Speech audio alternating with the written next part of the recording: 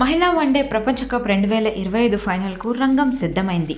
ముంబైలో Bharat south Africa మధ్య title పోరు జరగబోతోంది. అయితే ఈ చారిత్రక మ్యాచ్కు వర్షం ముప్పు పొంచి ఉంది.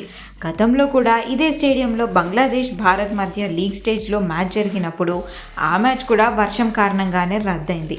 ప్రస్తుతం మహారాష్ట్రకు యెల్లో అలర్ట్ జారీ అయింది.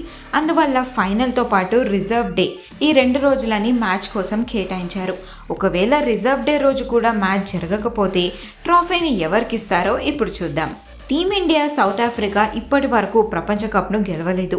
భారత్ 3వ ఫైనల్కు చేరుకోగా దక్షిణాఫ్రికా మాత్రం తొలిసారి ఫైనల్ ఆడబోతోంది. ఎవరు గెలిచినా కొత్త ప్రపంచ ఛాంపియన్గా ఉంటారు.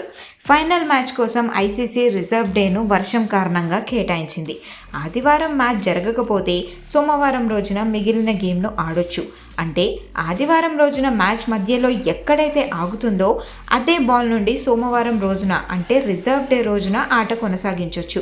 కుదిరినంత వరకు 50 ఓవర్ల మ్యాచ్ను పూర్తి చేయడానికి ప్రయత్నిస్తారు.